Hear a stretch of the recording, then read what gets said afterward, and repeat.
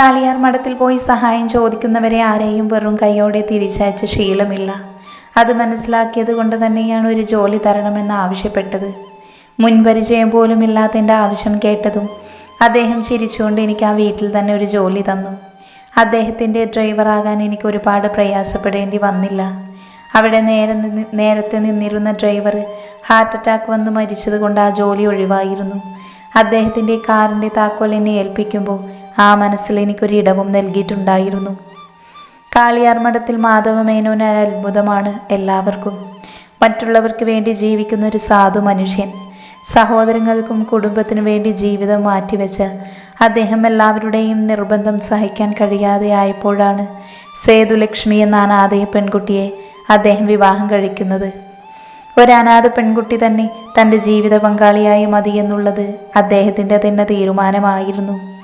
അദ്ദേഹത്തിൻ്റെ പ്രൗഢിക്കും സൗന്ദര്യത്തിനുമെല്ലാം അന്നത്തെ കാലത്ത് തന്നെ നിരവധി പേര് വിവാഹാഭ്യർത്ഥനവുമായി വന്നിട്ടുണ്ട്. എന്നിട്ടും അദ്ദേഹം തൻ്റെ തീരുമാനത്തിൽ തന്നെ ഉറച്ചു നിന്നു. സേതുലക്ഷ്മി, പേര് പോലെ തന്നെ ലക്ഷ്മിയായിരുന്നു അവർ. ആ കുടുംബത്തിൻ്റെ ഐശ്വര്യം, ആ കുടുംബത്തിൻ്റെ വിളക്ക്. മാധവമേനോൻ നടത്തി വന്നിരുന്ന അനാഥാലയത്തിലായിരുന്നു സേതുലക്ഷ്മി പഠിച്ചതും വളർന്നതും. മാധവമേനോനെ പോലെ തന്നെ മറ്റുള്ളവരെ സഹായിക്കാനും മനസ്സിലാക്കാനും അവർക്കും ഒരു മനസ്സുണ്ടായിരുന്നു. പേര് പോലെ തന്നെ ലക്ഷ്മിയായിരുന്നു അവർ, രൂപത്തിലും ഭാവത്തിലും എല്ലാം. ആ കുടുംബത്തിൻ്റെ നെടുന്തൂണ് തന്നെ അവർ ആയിരുന്നു. പരസ്പരം സ്നേഹത്തോടെയാണ് അവർ ജീവിച്ചു പോന്നത്. അവരുടെ ഒരേ ഒരു മകൻ കാളിയാർ മഠത്തിൽ ആഗ്നേയ് യാദവ്. അന്ന് ഞാൻ അവനെ കാണുമ്പോൾ 5 വയസ്സായിരുന്നു പ്രായം. അമ്മയുടെ വാത്സല്യത്തിലും അച്ഛൻ്റെ ചൂടിലും ഒതുങ്ങുന്ന ഒരു കുഞ്ഞ്. അതാണ് എൻ്റെ മനസ്സിലെ അന്നത്തെ യദു. അച്ഛനും അമ്മയ്ക്കും കുടുംബക്കാർക്കും അവൻ യദുവായിരുന്നു, പതിയെ എനിക്കും. അമ്മയ്ക്കും സഹോദരങ്ങൾക്കുമെല്ലാം മാധവമേനോനോടും അദ്ദേഹത്തിൻ്റെ ഭാര്യയോടും ഒരു പ്രത്യേക സ്നേഹവും ബഹുമാനവുമായിരുന്നു. ആരും അസൂയയോടെ നോക്കി നിൽക്കുന്ന ജീവിതമായിരുന്നു അവർ നയിച്ചത്. പാരമ്പര്യമായി തന്നെ സ്വത്തുക്കളുള്ള രവിവർമ്മയുടെ കുടുംബത്തിൽ മാധവമേനോൻ കൂടി ബിസിനസ് രംഗത്തേക്ക് ഇറങ്ങിയതോടുകൂടി സാമ്പത്തികമായി നല്ല വളർച്ചയായിരുന്നു. നേരായ മാർഗത്തിലൂടെ മാത്രമായിരുന്നു അദ്ദേഹം സമ്പാദിച്ചിരുന്നത്. അതും തൊഴിലാളികൾക്ക് തുല്യമായ വേതനം അർഹതപ്പെട്ടത് അവരുടെ കൈകളിൽ എത്തിക്കാൻ അദ്ദേഹം പ്രത്യേകം ശ്രദ്ധിച്ചിരുന്നു. കൂടാതെ മറ്റുള്ള സ്ഥാപനങ്ങളെ അപേക്ഷിച്ച് മാധവമേനോന്റെ തൊഴിലാളികൾക്ക് കൂടുതൽ പരിഗണനയും ആനുകൂല്യവും അദ്ദേഹം കൊടുക്കുമായിരുന്നു. അവരുടെ മക്കൾക്ക് വിദ്യാഭ്യാസത്തിന് വേണ്ട സ്കോളർഷിപ്പുകളും ഇൻഷുറൻസുകളും എല്ലാം അന്നത്തെ കാലത്ത് തന്നെ അദ്ദേഹം നടപ്പിലാക്കിയിരുന്നു. നല്ല മനസ്സിനുടമയായിരുന്നു അദ്ദേഹം. പെട്ടെന്ന് തന്നെ മറ്റുള്ളവരെ കണ്ണടച്ച് വിശ്വസിക്കുന്ന പ്രകൃതമാണ്. അതുകൊണ്ട് തന്നെ അദ്ദേഹത്തിൻ്റെ മനസാക്ഷി സൂക്ഷിപ്പുകാരനാവാൻ അന്നത്തെ കാലത്ത് കൗശലക്കാരനായി എനിക്കൊരുപാട് ബുദ്ധിമുട്ടേണ്ടി വന്നില്ല. പതിയെ പതിയെ മാധവമേനോന്റെ ഹൃദയത്തിൽ മാത്രം ഒതുങ്ങാത്തൊരു സ്ഥാനം അദ്ദേഹത്തിൻ്റെ കുടുംബത്തിലും എനിക്ക് നൽകിയിരുന്നു. ഒരു ജോലിക്കാരൻ എന്നതിലുപരി ആ വീട്ടുകാർക്ക് ഞാൻ അവിടുത്തെ ഒരംഗത്തെ പോലെ തന്നെയായിരുന്നു. ഒരു ജോലിക്കാരൻ എന്ന രീതിയിൽ എന്നോട് ആരും പെരുമാറാറ് കൂടി ഉണ്ടായിരുന്നില്ല. മറ്റുള്ളവരെക്കാൾ മേനോൻ എന്നെ കണ്ണടച്ച് വിശ്വസിച്ചിരുന്നു എന്നുള്ളതായിരുന്നു യാഥാർത്ഥ്യം. ആ സമയങ്ങളിലെല്ലാം അദ്ദേഹത്തെക്കുറിച്ച് എനിക്കറിയാവുന്ന എല്ലാ ഇൻഫോർമേഷനുകളും ഞാൻ അപ്പോൾ തന്നെ സന്ദീപിന് കൈമാറാനുണ്ടായിരുന്നു. അതിൻ്റെ പ്രതിഫലമായി എൻ്റെ കയ്യിൽ സന്ദീപ് കൃത്യമായി പണവും എത്തിച്ചിരുന്നു. മാധവമേനോട് ചില സമയത്ത് എനിക്ക് അനുകമ്പ തോന്നാറുണ്ട്. ചതിക്കുകയാണല്ലോ എന്നോർത്ത് കുറ്റബോധം തോന്നാറുണ്ടെങ്കിലും എൻ്റെ ലക്ഷ്യം അപ്പോഴും സന്ദീപ് തരാമെന്ന് പറഞ്ഞ 10 ലക്ഷത്തിൽ തന്നെയായിരുന്നു. എന്തെന്നാൽ അന്നത്തെ കാലത്ത് ഉത്തമൻ മറ്റെന്തിനേക്കാളും സ്നേഹിച്ചിരുന്നത് പണത്തിനായിരുന്നു, പണത്തിനെ മാത്രം. അതുകൊണ്ട് തന്നെ അവരുടെ വിശ്വസ്തനായി തകർത്ത് അഭിനയിക്കുമ്പോൾ അതേസമയം തന്നെ സന്ദീപിന് വേണ്ടി ഞാൻ എൻ്റെ ചാരപ്പണി തുടർന്നു. അദ്ദേഹം എവിടെ പോകുന്നു, ആരെ കാണുന്നു, എന്തെല്ലാം ചെയ്യുന്നു എല്ലാം ഞാൻ സന്ദീപിനെ അറിയിച്ചു കൊടുത്തിരുന്നു. അങ്ങനെ മാസങ്ങൾ കടന്നുപോയി. ഒരു ദിവസം പ്രതീക്ഷിക്കാതെയാണ് സന്ദീപ് ഞാൻ താമസിക്കുന്ന വാടക വീട്ടിലേക്ക് എന്നെ കാണാൻ വേണ്ടി വന്നത്. അന്ന് അവൻ്റെ കയ്യിൽ ഒരു വലിയ പെട്ടിയും ഉണ്ടായിരുന്നു. ആ പെട്ടി എൻ്റെ കയ്യിൽ ഏൽപ്പിക്കുന്നതിനോടൊപ്പം 5 ലക്ഷം രൂപയും അവൻ എന്നെ ഏൽപ്പിച്ചിരുന്നു. ആ പെട്ടി സംശയത്തോടെ നോക്കി നിന്ന ഞാൻ അവൻ എൻ്റെ കയ്യിലേക്ക് ഏൽപ്പിച്ച 5 ലക്ഷത്തിൻ്റെ നോട്ടുകെട്ടുകൾ കണ്ണിലേക്ക് ഉടക്കിയതും ആ പണത്തിൻ്റെ തിളക്കത്തിൽ അവ മഞ്ഞളിച്ചു പോയിരുന്നു. അടുത്ത ദിവസം രാവിലെ തന്നെ ആരും അറിയാതെ ഈ ബോക്സ് മാധവമേനോന്റെ മുറിയിൽ രഹസ്യമായി ഒളിപ്പിക്കണമെന്ന് പറഞ്ഞിട്ടാണ് സന്ദീപ് അവിടെ നിന്ന് പോയത്.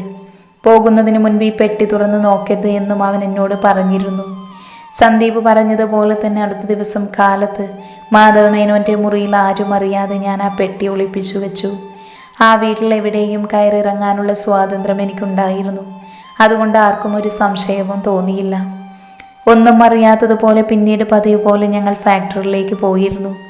ഞങ്ങളുടെ കാർ ഫാക്ടറിയിലേക്ക് കടന്നതും അവിടുത്തെ കാഴ്ചയെ ഞങ്ങളൊന്ന് ഞെട്ടിയിരുന്നു. പതിവിന് വിപരീതമായി ഫാക്ടറിക്ക് ചുറ്റും തടിച്ചുകൂടി നിൽക്കുന്ന ജനങ്ങൾ.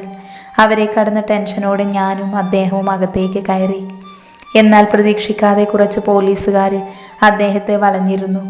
നിമിഷ നേരങ്ങൾക്കകം അദ്ദേഹത്തിൻ്റെ കയ്യിൽ അവർ വിലങ്ങ് വെച്ചിരുന്നു. ഒന്നും ചോദിക്കാനോ പറയാനോ നിൽക്കാതെ അദ്ദേഹത്തെ പോലീസ് ജീപ്പിലേക്ക് കയറ്റുമ്പോൾ അതുവരെ അഭിമാനത്തോടെ മാത്രം ഉയർന്നു നിന്ന അദ്ദേഹത്തിൻ്റെ തല അന്ന് ആദ്യമായി താഴ്ന്നു പോയിരുന്നു. പെട്ടെന്നാണ് ആൾക്കൂട്ടത്തിനിടയിൽ ഒരു വിജയച്ചിരിയോടെ നിൽക്കുന്ന സന്ദീപിനെയും അവൻ്റെ അച്ഛൻ ചന്ദ്രശേഖരനെയും എൻ്റെ ശ്രദ്ധയിൽപ്പെടുന്നത്. അതിൽ നിന്ന് തന്നെ എല്ലാത്തിനും പിന്നിൽ അവരാണെന്ന് ഞാൻ ഉറപ്പിച്ചു. അപ്പോഴേക്കും ഫാക്ടറിയിൽ നിന്നും കണ്ടെത്തിയ 5 ടോപ്പ് ബോക്സുകളിൽ പോലീസുകാർ പുറത്തേക്കിറങ്ങി. എല്ലാവരുടെയും മുൻപിൽ വെച്ച് ആ പെട്ടി തുറക്കുമ്പോൾ അതിനകത്ത് ഏകദേശം 19 കിലോയ്ക്കടുത്ത് മയക്കുമരുന്നാണ് ഉണ്ടായിരുന്നത്. ആ പിടിയിൽ നിന്നും ഒരു പാക്കറ്റ് മയക്കുമരുന്നെടുത്ത് ഉയർത്തി കാണിച്ചുകൊണ്ട് SI സദാശിവൻ കൂടി നിൽക്കുന്നവരോട് സംസാരിച്ചു തുടങ്ങി.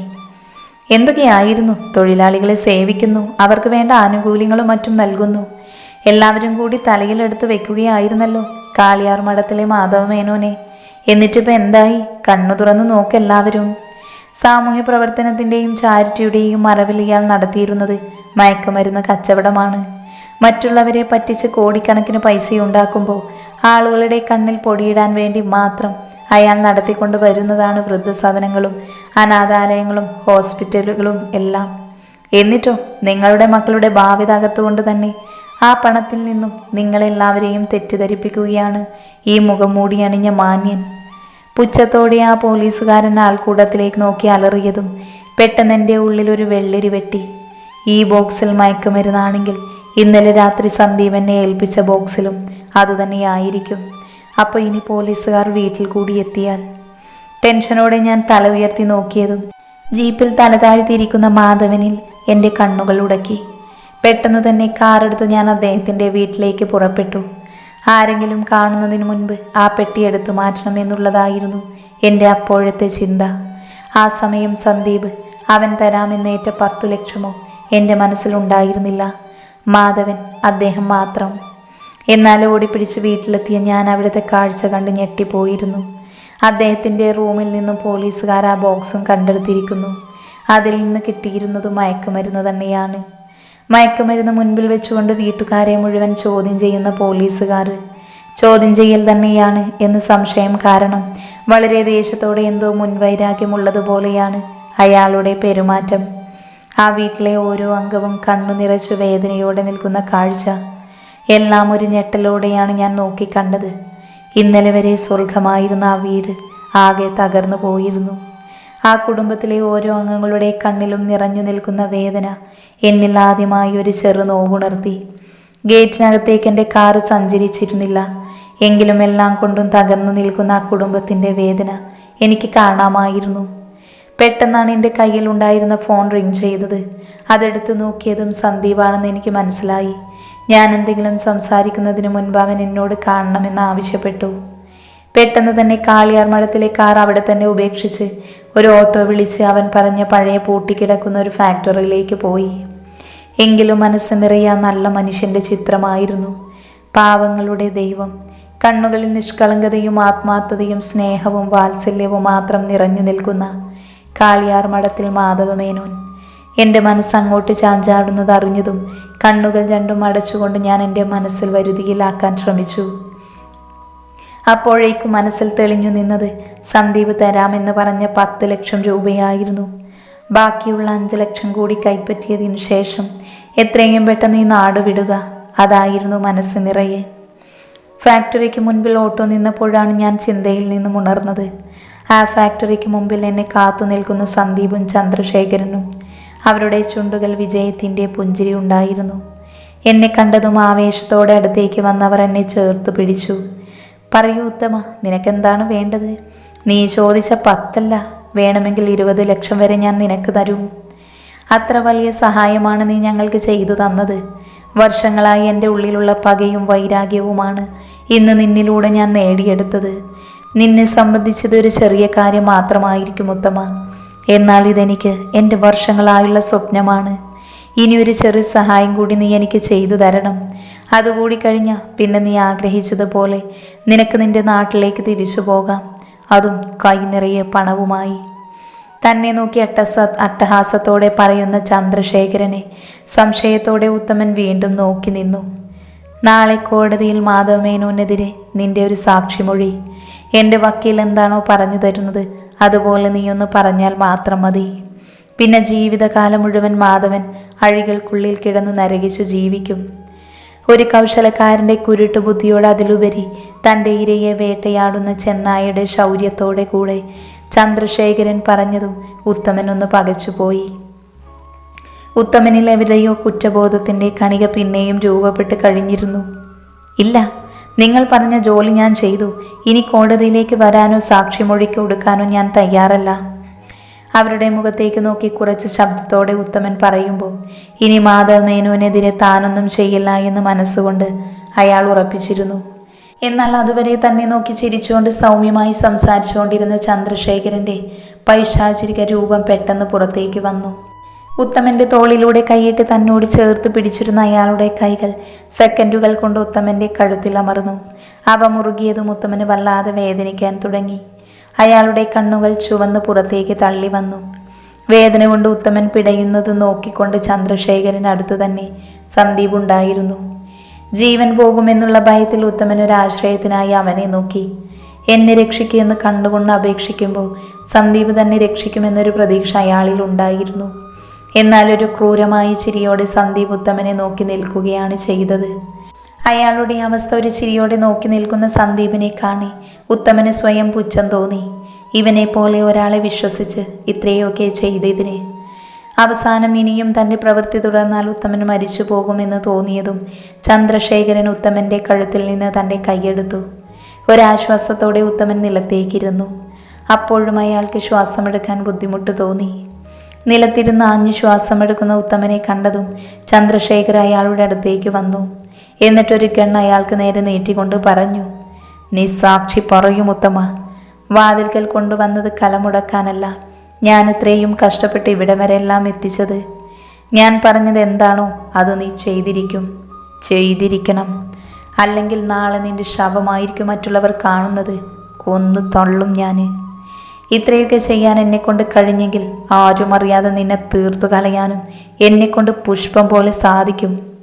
തൻ്റെ നേരെ തോക്ക് ചൂണ്ടിക്കൊണ്ട് ക്രൂരഭാവത്തോടു കൂടി പറയുന്ന ചന്ദ്രശേഖരനെ ഉത്തമൻ ഭയത്തോടെ നോക്കി നിന്നു. ഇന്നോളം താൻ കാണാത്ത ചന്ദ്രശേഖരൻ്റെ പുതിയ ഭാവമാണ് അതെന്ന് തോന്നിയ അയാൾക്ക്. കൊന്നും കൊല വിളിച്ചും ചന്ദ്രശേഖരൻ പലതും നേടിയെടുത്തിട്ടുണ്ട്.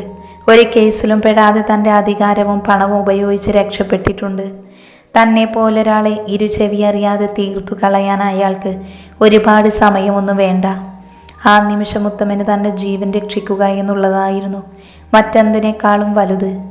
വേറെ വഴിയില്ലാതെ കോടതിയിൽ കള്ളസാക്ഷി പറയാമെന്ന് ഉത്തമൻ സമ്മതിച്ചതും അയാളെ തൂക്കിയെടുത്ത് കൊണ്ടുപോയി സന്ദീപിൻ്റെ കൂടെ തന്നെ അവൻ്റെ ഫ്ലാറ്റിൽ താമസിപ്പിച്ചു. എങ്ങനെയെങ്കിലും രക്ഷപ്പെടണമെന്നുണ്ടായിരുന്നുവെങ്കിലും ഉത്തമൻ അനങ്ങാൻ പോലും കഴിയാതെ 4 ഭാഗവും അവർ ലോക്ക് ചെയ്തു വെച്ചിരുന്നു. ആ ഫ്ലാറ്റിനുള്ളിൽ താമസിക്കുമ്പോൾ സന്ദീപിൻ്റെ വാഗ്ദാനം ഓർത്ത് തനിക്കെടുത്തു ചാടാൻ തോന്നിയ നിമിഷത്തെ ഉത്തമൻ ശപിച്ചുകൊണ്ടിരുന്നു. എന്നാൽ ഇതിനേക്കാളെല്ലാം അയാളെ വേട്ടയാടിയത് അദ്ദേഹത്തിൻ്റെ മുഖമായിരുന്നു. ഒരു തെറ്റും ചെയ്യാതെ ശിക്ഷ അനുഭവിക്കേണ്ടി വരുന്ന ആ പാവത്തിൻ്റെ ചിത്രം. ഹൃദയത്തിൽ ഒരുപാട് നന്മയും പാവങ്ങൾക്ക് ഒരുപാട് സഹായവും നൽകിയ ആ വലിയ മനുഷ്യൻ്റെ മുഖം. കാളിയാർ മഠത്തിൽ മാധവമേനോൻ്റെ ചിത്രം. 2 ദിവസത്തിനു ശേഷം കോടതിയിലേക്ക് പോയപ്പോൾ ആ കോടതി മുറ്റത്ത് തങ്ങളെ തമ്പുരാൻ വേണ്ടി കാത്തു നിൽക്കുന്ന ഒരു പറ്റം മനുഷ്യനുണ്ടായിരുന്നു. അദ്ദേഹം കാരണം ജീവനും ജീവിതവും നിലനിൽക്കുന്ന കുറച്ച് സാധുക്കൾ, തങ്ങളുടെ തമ്പുരാൻ നിരപരാധിയാണെന്ന് ഉറച്ചു വിശ്വസിക്കുന്ന അദ്ദേഹത്തിൻ്റെ ഉപ്പും ചോറും തിന്ന് വളർന്ന കുറച്ച് നല്ല മനുഷ്യർ. വളരെ പ്രതീക്ഷയോടെ തങ്ങളുടെ സഹോദരനെ കൂട്ടിക്കൊണ്ടു പോകാൻ മാധവമേനോൻ്റെ അനുജന്മാരും അദ്ദേഹത്തിൻ്റെ അച്ഛനും ഭാര്യയും എന്തിനു മകൻ പോലും അവിടെ നിൽപ്പുണ്ടായിരുന്നു. അവരുടെ ആരുടെയും കണ്ണിൽ പെടാതെ ഒരു തൂണെന്നതുപോലെ സന്ദീപിന് പുറകിൽ മറഞ്ഞു നിൽക്കുമ്പോൾ കുറ്റബോധം കൊണ്ട് അവരെ നേരിടാൻ എനിക്ക് കഴിയില്ലായിരുന്നു. ഒരു കുറ്റവാളിയെപ്പോലെ തലതാഴ്ത്തി കോടതിയുടെ മൂലയിൽ നിൽക്കുമ്പോൾ ആരുടെയും ശ്രദ്ധയിൽപ്പെടാതിരിക്കാൻ ഞാൻ പ്രത്യേകം ശ്രദ്ധിച്ചിരുന്നു. ആരെയും നേരിടാനുള്ള കരുത്തുണ്ടായിരുന്നില്ല. അപ്പോൾ കോടതിയിൽ സാക്ഷിമൊഴി പറയാൻ വേണ്ടി എന്നെ വാദിപ്പാകം വക്കീൽ വിളിച്ചപ്പോൾ ഹൃദയത്തിൽ കല്ലെടുത്ത ഭാരത്തോടെ തലതാഴ്ത്തിക്കൊണ്ട് തന്നെ നടന്നുപോയി. സാക്ഷിക്കൂട്ടിൽ കയറി നിൽക്കുമ്പോൾ ഉത്തമന്റെ കണ്ണുകൾ ഉടക്കിയത് തന്നെ പ്രതീക്ഷയോടെ നോക്കുന്ന സേതുലക്ഷ്മിയുടെ മുഖത്തേക്കായിരുന്നു. ആ പാവം സ്ത്രീയുടെ കണ്ണുകൾ പ്രതീക്ഷയോടെ തന്നെ നോക്കുന്നതിനനുസരിച്ച് തൻ്റെ ഭർത്താവിനെ എങ്ങനെയെങ്കിലും രക്ഷിക്കണമെന്നുള്ള യാചന കൂടി ഞാൻ കണ്ടിരുന്നു. ഒരു വേള ആ കാഴ്ച എൻ്റെ ഹൃദയത്തിലേക്ക് തുളഞ്ഞു കയറി. ആ മനസ്സിലും ആ കുടുംബത്തിലും ഒരു സഹോദരൻ്റെ സ്ഥാനം മനസ്സുകൊണ്ട് കൽപ്പിച്ച് തന്നവരാണ്. ആ കൈകൊണ്ട് ഒരുപാട് പ്രാവശ്യം ചോറ് വിളമ്പി തന്നതാണ്. എന്നിട്ടും കണ്ണുകൾ രണ്ടും അടച്ചു പിടിച്ചൊരു നിമിഷം ഞാൻ സ്വാർത്ഥനായി. ആ നിമിഷം എനിക്ക് മറ്റെന്തിനേക്കാളും വലുത് എൻ്റെ ജീവൻ മാത്രമായിരുന്നു. ഇനി ആരെയും തലയുയർത്തി നോക്കില്ല എന്ന് ഞാൻ മനസ്സുകൊണ്ട് ഉറപ്പിച്ചു.